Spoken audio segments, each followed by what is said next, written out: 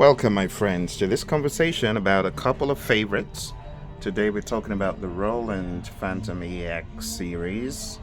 As you can see over here, we have the 61 key, the 76 key, and the 88 key. But we're going to compare and contrast this with one of its rivals, the Juno D series. Now, if you take a look at the price points of $8.99, $12.99, $11.49, and then you come over here and take a look at the price points of these, there is a significant difference, right?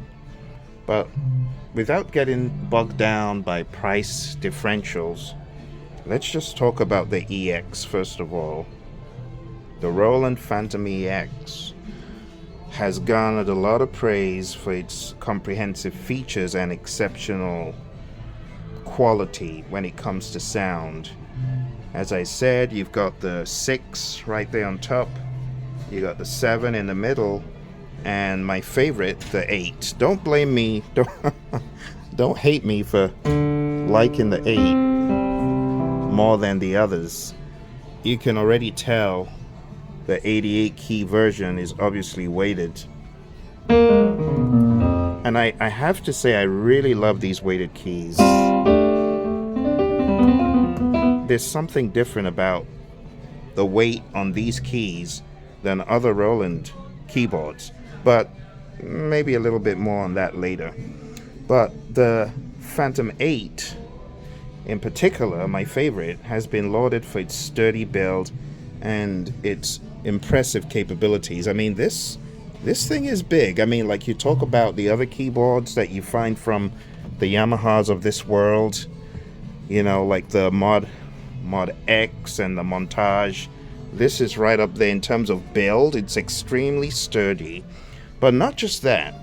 With all of the EXs, something I quite like is the fact that this is actually touchscreen versus sorry. I'm sorry, but I really love the fact that it comes with sturdy build, great sounds. We haven't even started talking about the sounds it's got, and then just its overall look and appeal, right? So when it comes to the EX, the 8EX, it really looks good. I mean, the colors are relaxing. You got the blues and the pink. I know we've got that on the DS as well, but just first glance really looks good. Now, the Juno D, we've got the 6, the 7, so that's the 6, that's the 7, and that's the 8, right?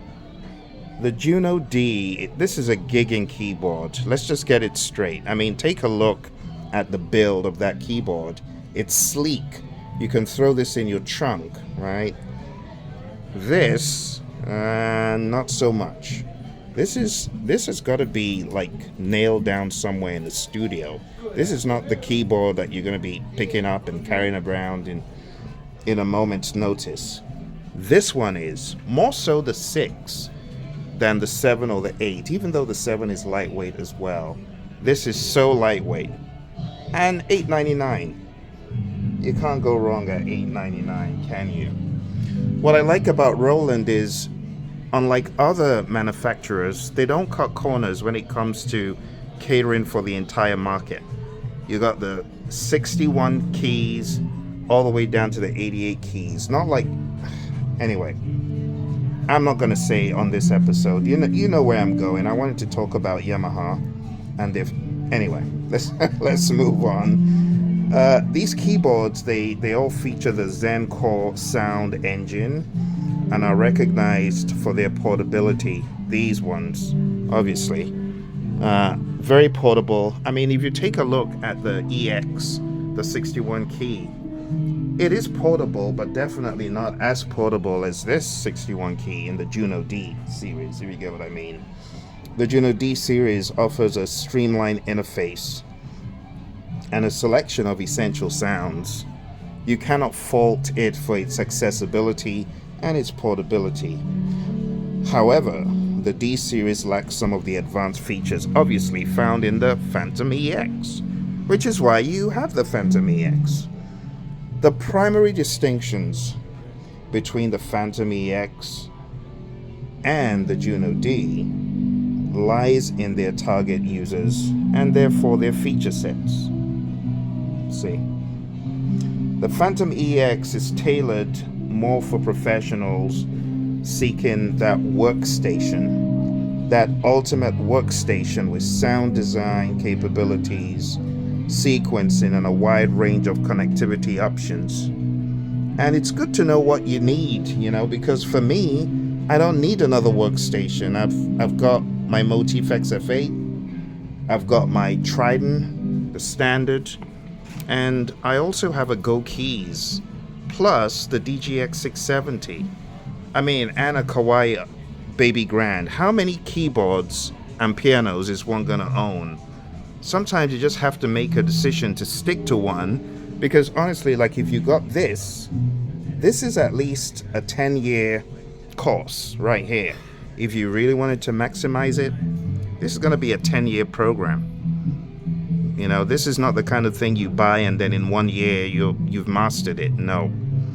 You're gonna have to put in a lot of work. Just understanding the technicality, not to mention the wide array of sounds. Now, what you can see from here is the general layout has some similarities.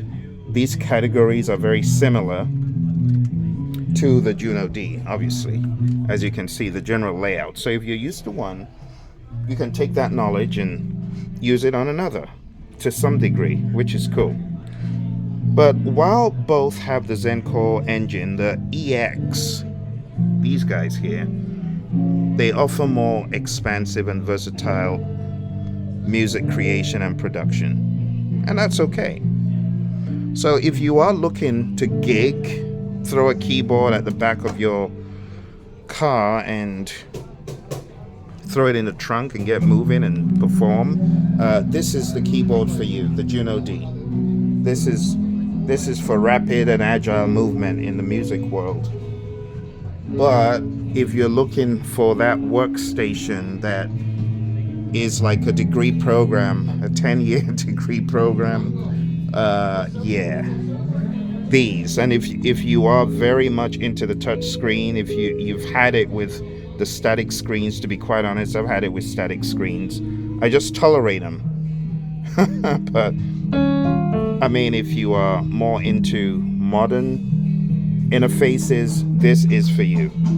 So let's have some fun and jam a little bit on this. Just a tiny little bit.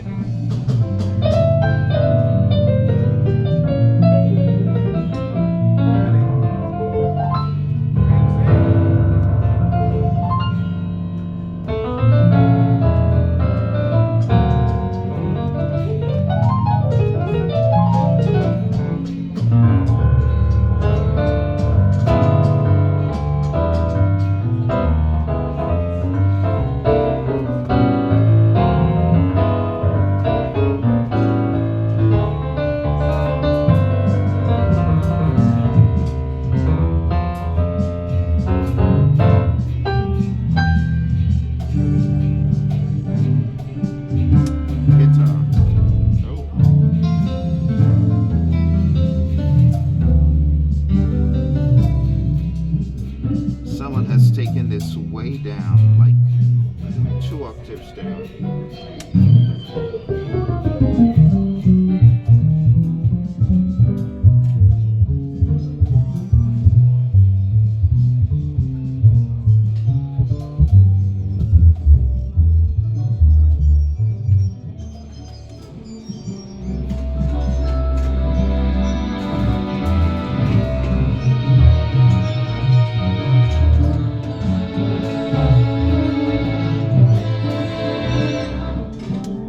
Brass.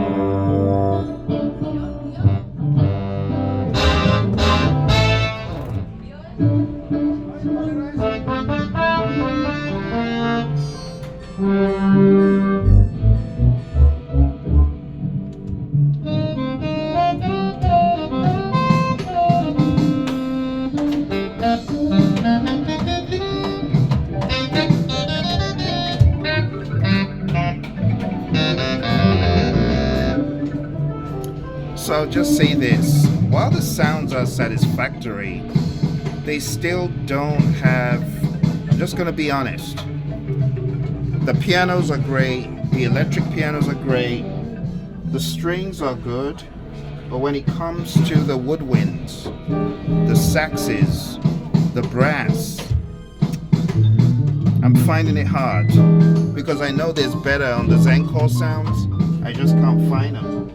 But the synth, yeah, the synths are good.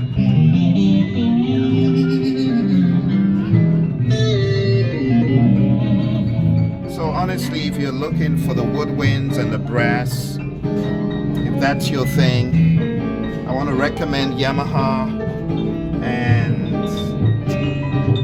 probably Korg are going to be better options. Anyway, I hope you enjoyed that little review of these keyboards. Again, you got to just pick what you can live with or what you need and just go from there. Bye for now.